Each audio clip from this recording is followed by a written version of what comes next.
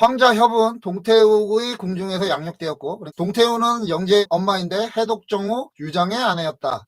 처음에 환제가 아들이 없어서 해독정후의 아들을 맞아들여서 세우니 이가 영재였다. 영재가 궁에 들어와 그러니까 이제 황제가 되고 마침내 어머니를 군중에 불러들여 봉양하고 조노를 태우로 하였다. 동태욱은 일찍이 황자 협을 태자로 세우라고 권했고, 황제 또한 협을 편애해서 태자로 세우고자 하였다. 병이 막 위독해지니까 영재가 죽기 전에 중산시 건석이 황제에게 아뢰기를 만약 협을 세우고자 한다면 반드시 먼저 하진을 죽여서 호환을 없애야 합니다라고 했다고 해요. 황제도 그 말이 옳다고 생각했다. 그래서 하진을 입궁하라고 한 것이다. 이게 역사에 기록되어 있는 얘기예요. 지금 이제 영재는 죽기 전에 하진을 입궁하라, 이거는 나간중의 소설인 거고요. 실제적으로 건석한테 그런 식의 부탁을 했다 그래요. 황제가 동태욱뿐만 아니라 황제 스스로가 협을 마음에 들어해서 건석에 협을 세우라고 부탁을 할 정도로 죽는 버전들이 역사의 기록들이 있어요. 여기 나오는 하태우의 그 황자 변은 영재의 장남인데 이때가 14세에서 17세까지 정도로 보더라고요. 하태우가 도가에 관심이 좀 깊었나 봐요. 그래서 어린 시절에 도인한테 가서 저 변을 맡겼대요. 그래서 거기서 길러졌다는 기록이 있어요. 그게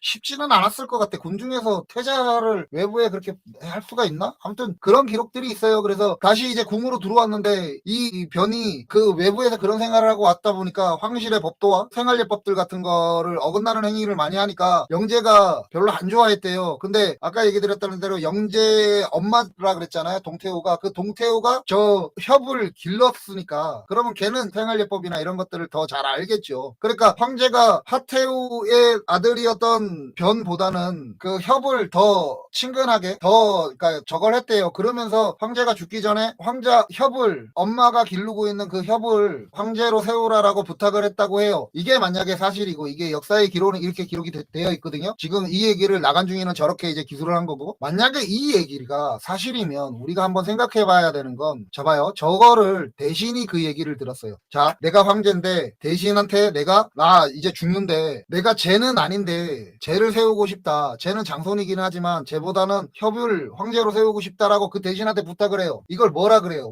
우리 많이 들어봤던 단어예요. 고명대신이라고 얘기하잖아요. 그러니까 황제의 유언을 들은 마지막 사람, 마지막 대신. 이게 지금 건석한테 그걸 한 거예요. 우리가 알고 있는 십상시 건석한테. 이런 얘기가 또 감동적으로 나오는 부분이 있죠. 어디 유비가 제갈량한테 하잖아요. 나중에 이제 삼국지 후반부에 가면 제갈량한테 유비가 부탁을 하잖아요. 제가 황제가 될 놈이면 잘 보살펴주고 제가 아니다 싶으면 네가 황제해라 라고. 이거 되게 감동적이잖아요. 근데 지금 황제 영재가 이걸 해요. 근데 이거는 역사에서 개무시를 당하고 있는 거지. 이게 유비랑 영재의 차이고 건석이랑 제갈량의 차이만인가 라고 생각해보면, 우리 이렇게 한번 생각해봐요. 자, 우리가 알고 있는 그 상식을 좀 버리고 우리가 알고 있는 그 유비와 제갈량, 영재와 건석을 빼고 그냥 봐요. 자, 한나라라고 하는 황적에 올라와 있는 정통적인 황제가 영재예요. 안 그런가요? 제대로 되어 있는 황손으로서의 역할을 하고 있었고, 아무튼 이어져온 황제의 역할을 하고 있는 영재예요. 그리고 유비는 저 구속에 이 익주 한 주를 겨우 여기 들어가 있던 그 작은 주에서 황제 노릇을 했던 애예요. 자, 영재와 유비의 비교예요, 이게. 그리고 그 얘기를 들었던 제갈량은 그러니까 총리 대신이죠. 그리고 건석은 그 당시에 서원 8교위의 수장이었어요. 정식으로 한나라에서 인정했던 관료였고요. 여기는 이 총구석에 들어가 있는 곳에 총리 역할을 했던 대신이었던 거지. 근데 감동은 하늘과 땅이죠. 얘기도 하늘과 땅이에요. 이제 앞으로 풀어져가는 얘기도. 그리고 다시 한번 정통성에 대해서 얘기를 할 때 우리가 안 하고 넘어가면 심심하잖아요. 그죠? 다시 한번 얘기해 드릴게요. 지금 27대 황제예요. 지금 영재가 오늘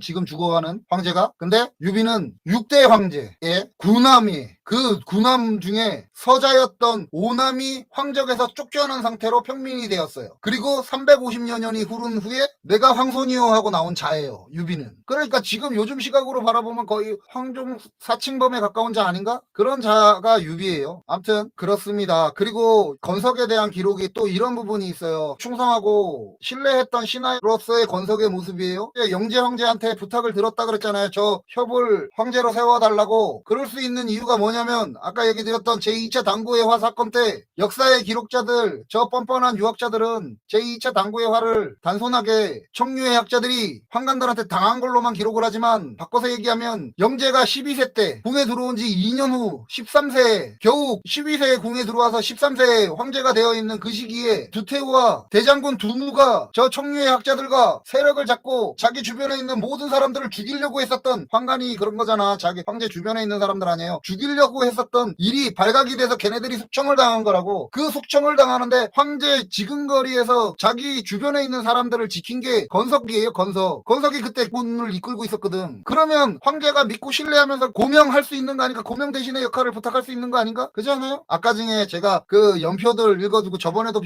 연표들 읽어드렸잖아. 외척 세력들을 황관들이 꾀를 내고 계략을 써서 외척 세력들 몰아내고 온 게 앞전에 100년의 역사에 계속 있다고. 그때처럼 건석한테 저 대장군 하씨의 조카죠. 하태우의 변 황제를 쟤를 장남이지만 세우지 말라라고 부탁할 수 있는 거잖아. 이 앞전의 역사를 모르면 지금 우리가 읽었었던 나간 중에 저런 식의 시각으로서 바라보면 건석이 야 미친놈이 뭐 지가 뭐라도 되는 듯이 황강군을 끌고 나가갖고 대장군이 숙부인 그런 황자 변을 황제로 세우려고 하지 않는구나 라고 하는 형태로 보이지만 이 역사를 알고 바라보면 이 앞전의 역사가 계속 그렇게 있었다니까요. 그런데 저 제2차 당고의 화를 저딴 식으로 기록하는 게 나는 이해가 안 가요. 정말 저자들이 깨끗한 자들이었을까? 그렇게 됐으면 지금 영재 황제는 이미 13세 때 죽었을 건데. 이 얘기를 모르면 이 얘기는 영재의 변심이자 건석의 욕심으로 들릴 수 있는 행위이지만 이 역사를 다 알고 바라보고 전에 외척들이 어떤 짓거리를 했던 자들인지를 바라보면 좀 얘기가 완전히 달라지지 않아요? 그러면 영재가 마지막 유언을 건석한테 남길 수도 있었겠죠.